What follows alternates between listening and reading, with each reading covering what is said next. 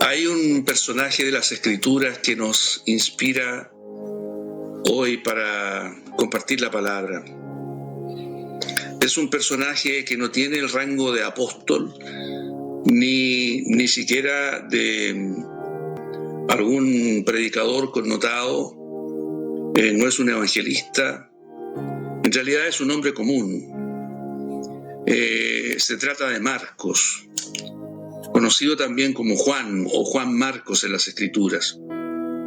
Este personaje fue el que llegó a escribir el segundo evangelio, el evangelio de Marcos. Su historia es conmovedora y es inspiradora, y es una lección fundamental para todo discípulo de Cristo. ¿Cómo Dios escogió a este hombre? ¿Por qué lo escogió? ¿Cuáles son las razones por las que Dios escoge a ciertos siervos para un uso especial? ¿Y qué características deben reunir estos hombres? ¿Qué relación hay entre el carácter de un hombre y la obra a la cual es llamado? La vida de Marcos nos responde varias de estas preguntas. Y quisiera en esta oportunidad tocar brevemente lo que las Escrituras y también en parte lo que la historia de la Iglesia registra tocante al autor del segundo evangelio. La primera alusión a este personaje la encontramos en el mismo evangelio de Marcos, capítulo 14, versículo 51. En circunstancias que arrestan al Señor Jesús esa noche en Getsemaní, pero dice la Escritura en el versículo 51: pero cierto joven le seguía cubierto el cuerpo con una sábana y le prendieron. Mas él, dejando la sábana, huyó desnudo. No se menciona el nombre de este joven, pero siguiendo la usanza de los escritores de la época, como también Juan lo hace al omitir su nombre en el Evangelio de Juan, pero nosotros sabemos ciertísimamente que cuando dice que era el discípulo al que Jesús amaba, se refiere a él. Acá también este joven que huyó desnudo es precisamente Marcos.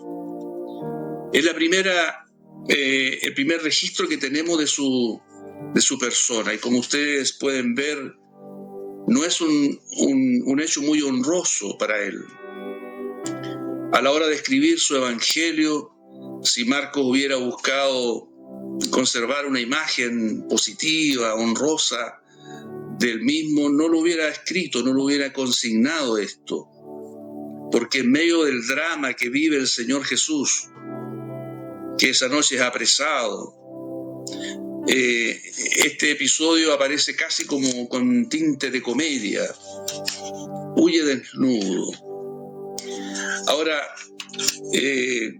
este joven tenía una madre que aparece después en Hechos de los Apóstoles, llamada María. Era una mujer pudiente, una mujer de situación.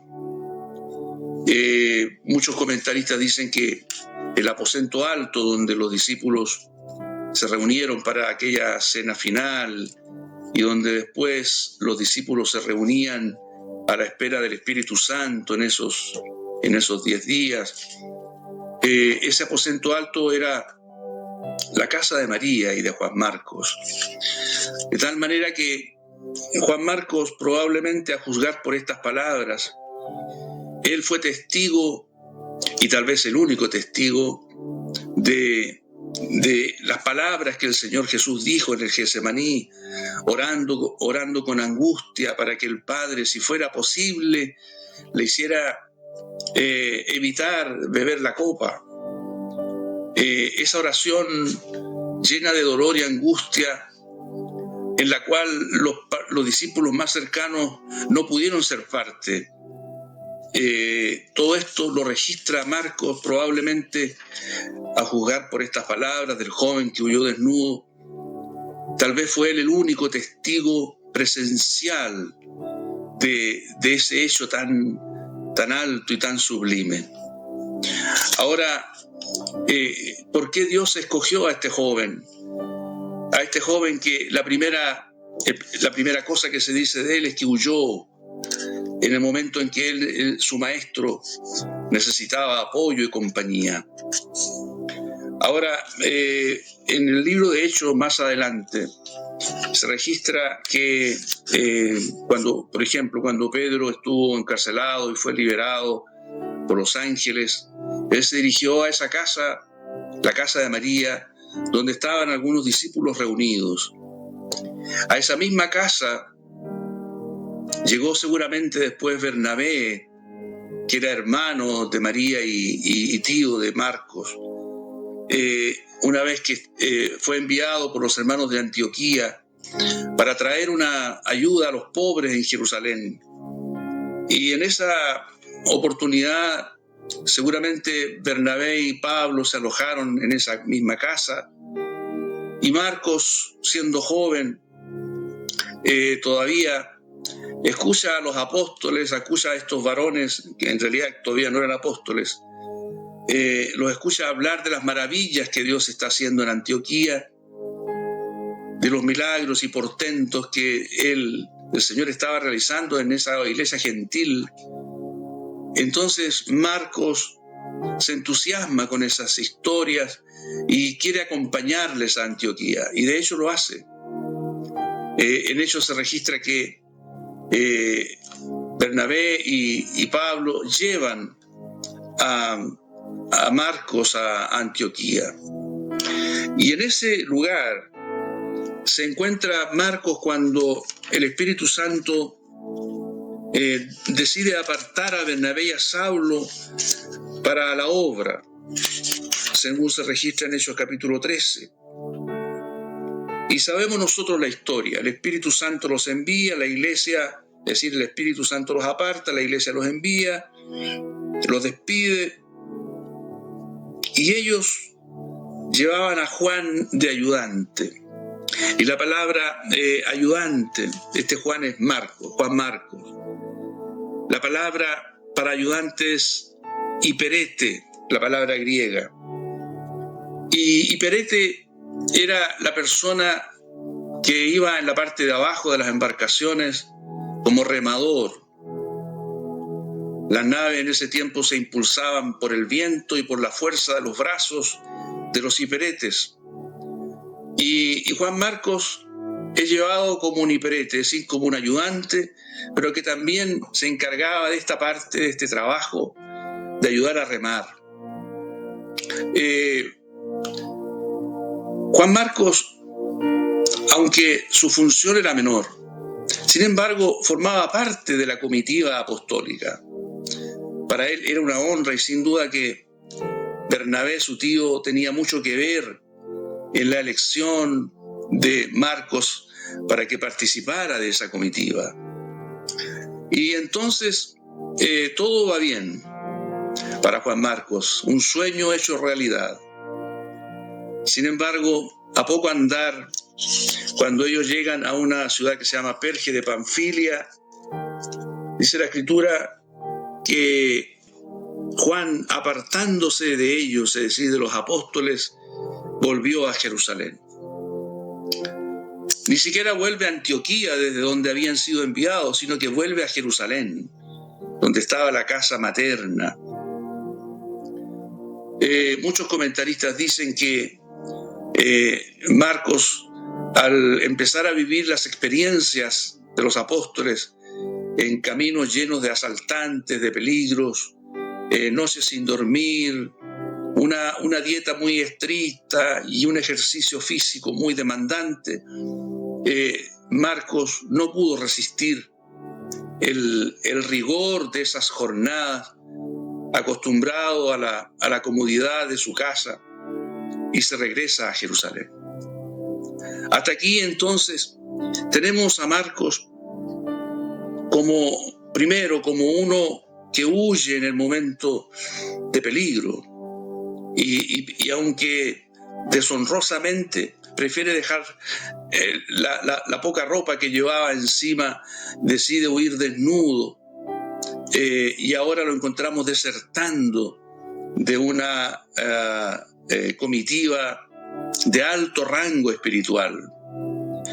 Entonces, hasta aquí, si nosotros evaluáramos lo que llevamos visto de la vida de Marcos, podemos nosotros pensar que Dios podrá utilizar para algo a un hombre que primero huye y que luego deserta. Nosotros, los seres humanos y los cristianos, somos muy severos con nuestros pares y normalmente aplicamos una regla y unas leyes muy estrictas cuando se trata del servicio al Señor, porque obviamente todos queremos servir al Señor con diligencia, con idoneidad, y cuando eso no ocurre, entonces rápidamente nosotros emitimos juicios. Ahora, Marcos se encuentra en esta posición. Hay un escritor del siglo III que cuando analiza la vida de Marcos, él le pone un apodo. Y los apodos en esa época, en la época antigua, tienen más que un significado burlesco, significan de alguna manera un reconocimiento del carácter esencial de las personas. Acuérdense que el mismo Señor a Simón le puso Pedro o Piedra, porque eso iba a ser parte de su servicio y de su carácter, de su ministerio. Luego a los hijos de Zebedeo el Señor les puso Boanerges, porque eran hombres impetuosos.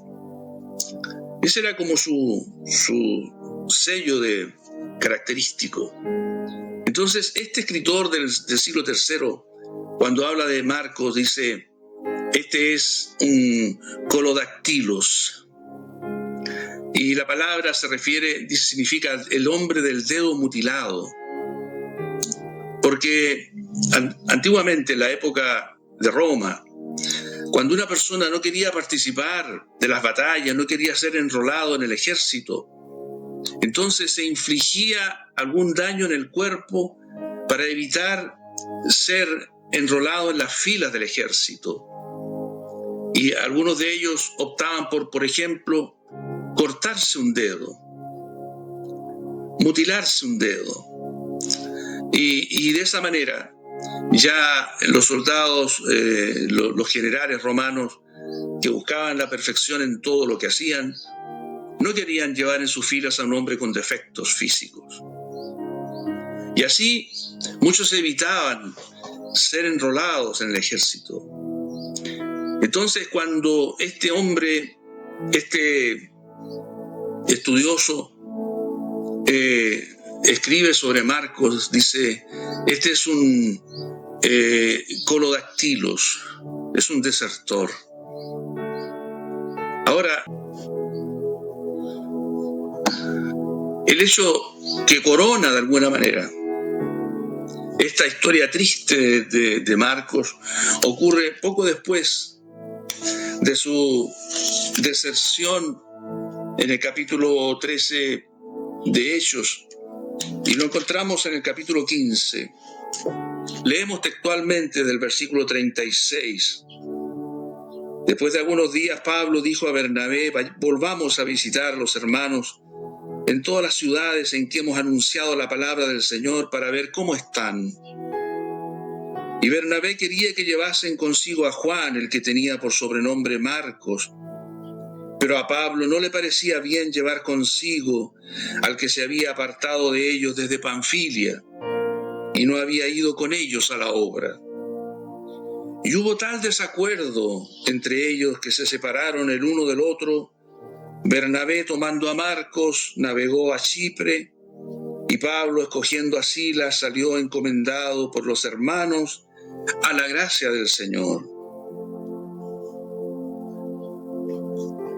Esto, decíamos, corona la triste historia de Marcos. Huye, deserta y ahora es motivo de conflicto entre los apóstoles. Y tal fue el conflicto entre ellos que se separan. Entonces, Bernabé con Marcos toman un rumbo, Pablo con Silas otro. La primera pareja apostólica es separada por causa de Marcos. Cuando los comentaristas bíblicos analizan la actitud de Bernabé y de Pablo hacia Marcos, la mayoría concuerda en que Bernabé tuvo la actitud correcta. Sin embargo, también es cierto que Bernabé desaparece del registro bíblico. No así Pablo, que sabemos que realiza la gran obra como apóstol de los gentiles. Ahora, en cuanto al carácter, el carácter redentor de uno y otro, el carácter comprensivo, misericordioso, restaurador, indudablemente Bernabé sobresale y destaca. Recordemos que la palabra Bernabé está tomada de la palabra Paracletos, que significa el que consuela, el que levanta, el que ayuda. Su verdadero nombre era José, pero los propios apóstoles le habían puesto este sobrenombre de Bernabé, hijo de consolación. Bernabé había desarrollado su carácter a los pies de Pedro, a los pies de los apóstoles del Señor. No así Pablo. Pablo había sido discípulo de Gamaliel, un judío, un maestro de la ley. Vamos a dejar consignado este hecho porque vamos a ver cómo después tiene incidencia en el carácter y en la suerte de Marcos. Nos saltamos varios años en la historia y vamos a ver cuáles son las últimas alusiones que se hace a Marcos en las Escrituras.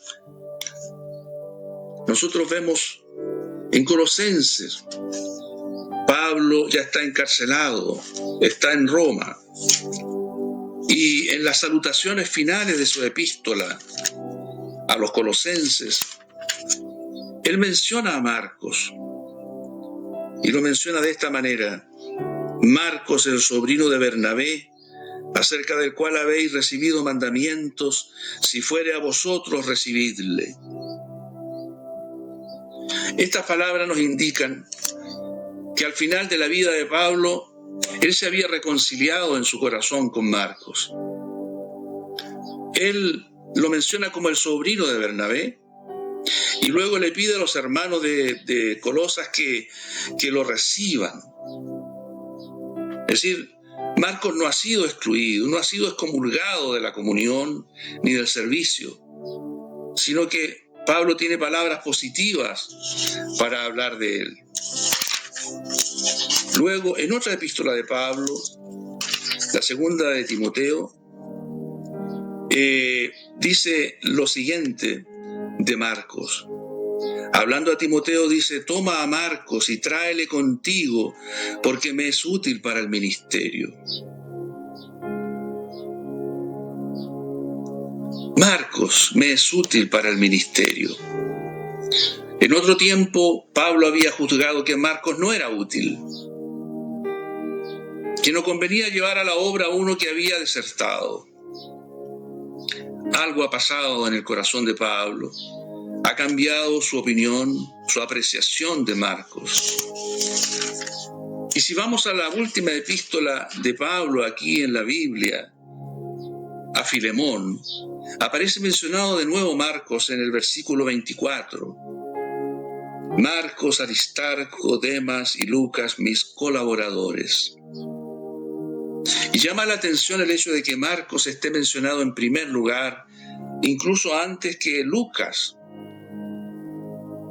Nosotros consideramos a Lucas un hombre cabal, un hombre, una cultura griega muy importante, escritor de 2 libros de la Biblia, por lo menos según sabemos, el Evangelio de Lucas y el libro de los Hechos. Sin embargo, Marcos aparece primero, lo cual nos indica que ha habido una reivindicación de la figura de Marcos. ante los ojos de Pablo, el que le había desechado. Luego, si vamos a la epístola de Pedro, a la primera epístola de Pedro, ¿cómo concluye? Dice en el capítulo 5, versículo 13: la iglesia que está en Babilonia, elegida juntamente con vosotros, y Marcos, mi hijo, os saludan. Marcos, mi hijo, dice Pedro. Notemos la diferencia. Cuando Pablo habla de Marcos, dice Marcos, el sobrino de Bernabé. En cambio, Pedro dice Marcos, mi hijo. Obviamente que hay una diferencia entre un sobrino y un hijo. El sobrino de Bernabé, aún más. La historia nos ayuda a reconstituir esto. La historia registra que Marcos sirvió muchos años al lado de Pedro, como ayudante, como traductor e intérprete. Cuando Pedro viajó por el mundo, específicamente en sus viajes a Roma, Marcos le acompañaba. Y como Pedro era un hombre del vulgo y sin letras, según dice la Escritura, entonces necesitaba de alguien que le ayudara a comunicarse con los romanos que hablaban latín o el griego. Y en ese momento, Marcos asume una función principal. Y Marcos, traduciendo o interpretando a Pedro ante las audiencias, él llegó a conocer con mucho detalle el ministerio del Señor y las palabras del Señor y los hechos del Señor Jesús. Ustedes pueden imaginar que en el mensaje de Pedro, el centro de su mensaje era el Señor y sus obras, de las cuales él mismo había sido un testigo ocular. Y Marcos oyéndole, y Marcos registrándolo en su mente, y no solo en su mente, sino también tomando la pluma y registrándolas por escrito. Entonces, en un momento dado, las iglesias, especialmente la iglesia de Roma, le pidieron a Marcos que dejara algún registro escrito de todo eso que él sabía a través de Pedro, del ministerio del Señor. Y Marcos escribe su evangelio. Fue el primero de los 4 evangelios en escribirse, el que sirve de base además para el evangelio de Mateo y el evangelio de Lucas. Y este evangelio de Marcos es un evangelio, aunque breve, está lleno de colorido, de vivacidad. Es un evangelio escrito como de alguien que fue testigo de las cosas que cuenta. Y ahí nosotros, por detrás de las palabras escritas por Marcos, percibimos la voz de Pedro. Este Pedro que podía decir de él después, Marcos, mi hijo. Saquemos algunas conclusiones de estos hechos. Cuando Pablo desechó a Marcos, él seguramente quedó sumido en una noche oscura. Sin embargo, Dios permitió que hubiera un hombre con un corazón quebrantado, que lo pudo entender y que lo pudo acoger. Primero fue Bernabé, su tío, pero luego fue esta figura prominente en la historia de la iglesia. Fue el mismo Pedro, el que lo adoptó, el que lo levantó, el que lo puso de nuevo en la carrera y pudo convertirlo en un hombre útil. Porque Pedro sabía lo que era el fracaso. Él había pasado por una larga noche oscura. ¿Por qué Pedro pudo ayudar a Marcos y no Pablo? Porque Pedro era un hombre quebrantado, un hombre fracasado en sí mismo, Un hombre que negó a su Señor en el momento más álgido y que después, al cual cuando su Señor le dice, Pedro, ¿me amas más que estos? Él solo pudo decir, Señor, yo te quiero, yo te aprecio, pero que no se atrevió a usar la palabra, yo te amo. ¿Qué se necesita para que un hombre como Marcos, que huye, que deserta, que es motivo de conflicto, qué se necesita para que un hombre así vuelva a estar en el camino, vuelva a ponerse en pie? Se necesitan hombres trabajados por Dios, quebrantados, con un corazón roto como Pedro lo era.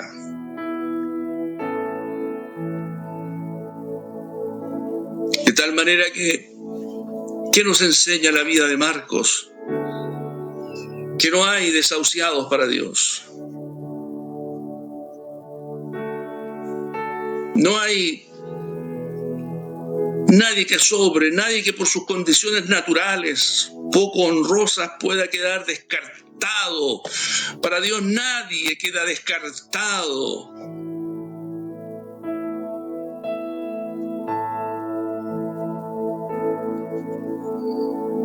Ahora, el hecho de que cuando Marcos escribió su evangelio haya mencionado ese hecho del joven que huyó desnudo, el hecho de que Marcos lo haya consignado también nos habla muy fuerte. Porque él pudo haberlo obviado. De hecho, ninguno de los otros evangelistas lo consigna. ¿Por qué él lo menciona? Eso no es algo honroso, no es un mérito. El Espíritu Santo lo impulsó a escribirlo para que quede registrado para siempre. Esa es la clase de hombre que Dios también ocupa. No te avergüences de tu fracaso, no te avergüences de tus errores. Eso constituye de alguna manera tu historia, la historia que Dios no ha rechazado.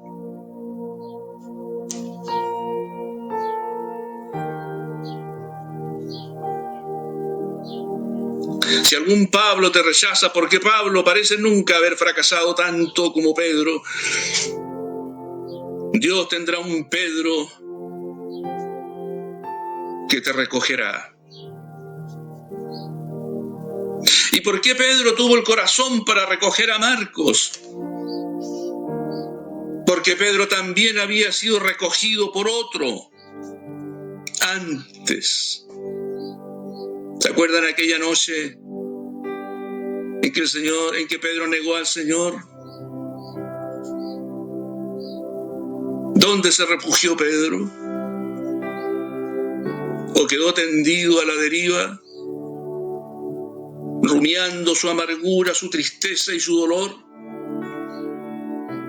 No quedó a la deriva. Juan, el apóstol amado, lo recogió en su casa en Jerusalén. Por eso dice que el día de la resurrección estaban juntos Pedro y Juan y juntos corrieron al sepulcro.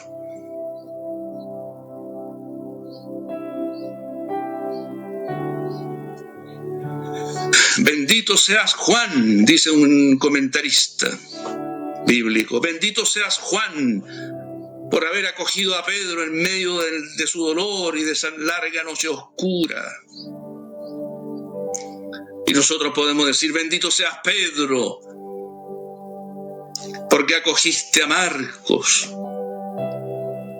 y lo adoptaste como un hijo espiritual del cual aún Pablo se benefició.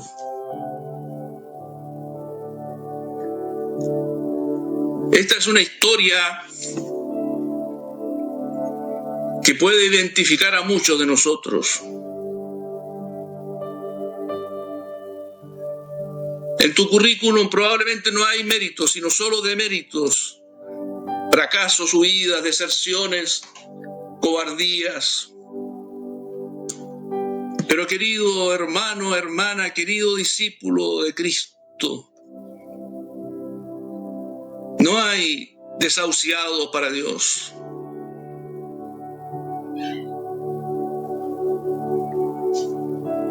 ¿Por qué Dios escogió a Marco para escribir el segundo evangelio? Había tantos mejores que él.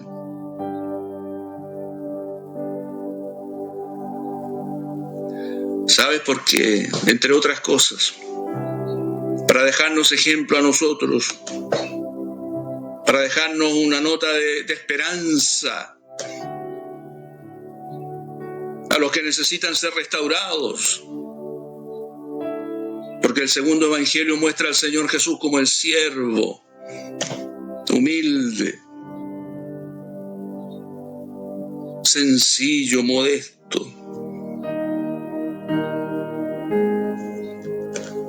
Jesús es mostrado así porque pudo usar a un hombre como Marcos, que no tenía títulos, no tenía rangos, no tenía nada. Fracasos solamente, fracasos y reveses.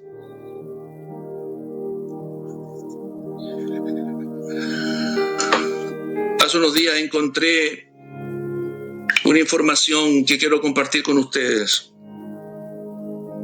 Entre los japoneses existe una técnica que se conoce como kintsugi o kintsukuroi, que consiste en arreglar las fracturas de la cerámica, de un jarro, por ejemplo, de cerámica, con un barniz espolvoreado con polvo de oro, de plata o de platino. Esta técnica forma parte de una filosofía que plantea que las roturas y reparaciones forman parte de la historia de un objeto y que deben mostrarse en lugar de ocultarse, incorporarse y además hacerlo para embellecer el objeto, poniendo de manifiesto su transformación e historia. Esta técnica es símbolo de la resistencia y la transformación. Dice, celebrando la idea de que algo que ha sido quebrantado puede volverse aún más hermoso a través de una reparación cuidadosa y reflexiva. ¿Qué les parece? Una técnica japonesa, pero que bien podría explicar lo que ha pasado con Pedro, lo que pasó con Marcos. Esos vasos adquirieron más valor cuando fueron reparados, restaurados por la mano sabia y amorosa del Espíritu Santo. El vaso tiene más valor cuando ha sido reparado de sus trizaduras que cuando está nuevo. ¿No es verdad que un hombre que ha sido tratado después de sus fracasos, no es verdad que tiene más valor para Dios? Y debiera tenerlo también más valor para nosotros, porque forman esas reparaciones, forman parte de su historia.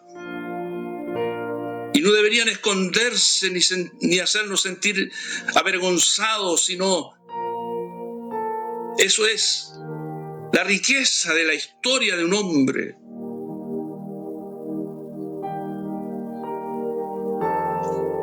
Sus grietas, sus trizaduras y cómo han sido reparadas con polvo de oro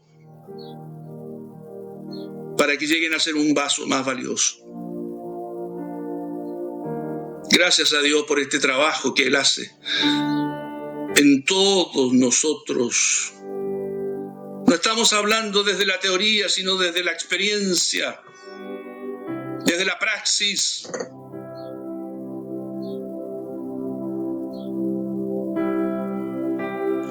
Formas tú parte de una generación fracasada.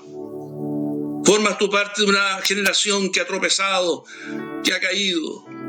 Te has quedado en el camino porque otros mejores que tú te han desechado. Formas parte tú de una generación de hombres desechados por tus grietas, por tus fracasos, por tus reveses, por tus deserciones.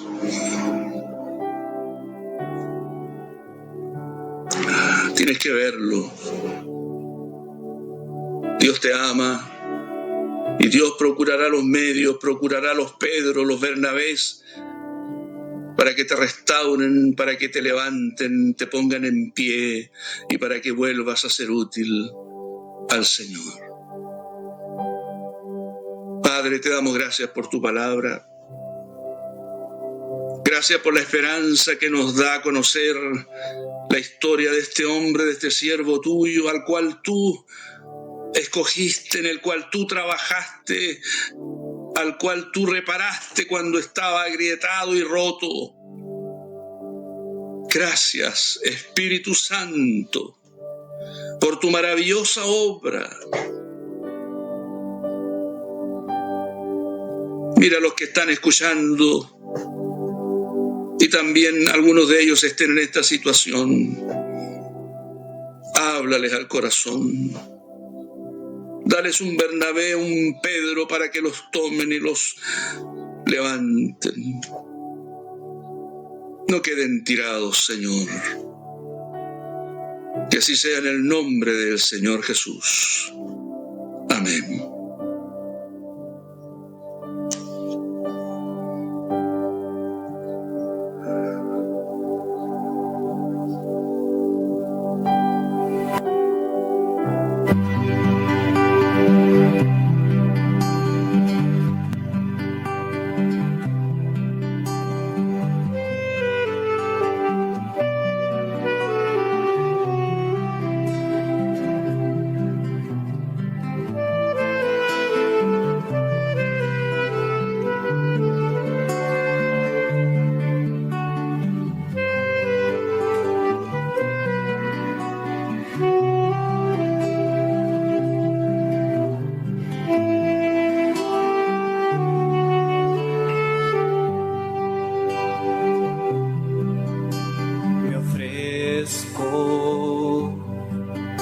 Señor Jesús, para servirte, heme aquí, mi vida te la doy, me rindo a tus pies, bendito Señor, poderoso, Rey de Reyes, vencedor.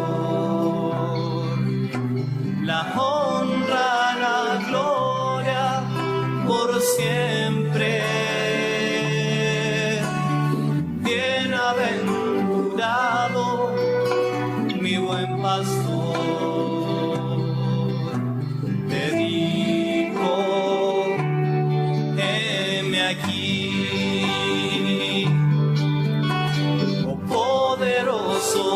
Rey de Reyes, vencedor. La honra, la gloria, por siempre. Bienaventurado, mi buen pastor. Te digo, heme aquí.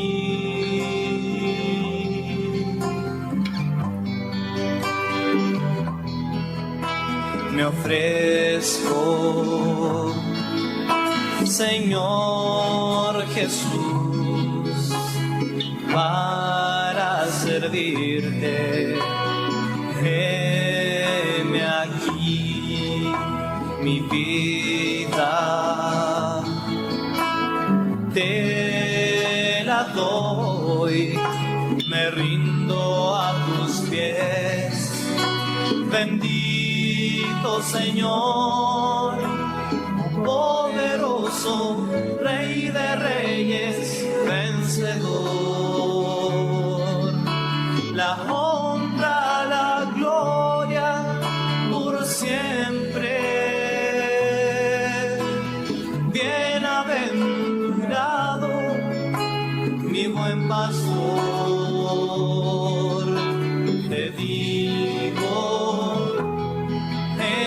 aquí.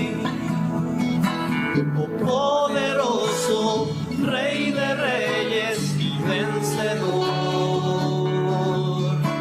la honra, la gloria por siempre. Bienaventurado mi buen pastor, te digo, heme aquí. Te digo, heme aquí.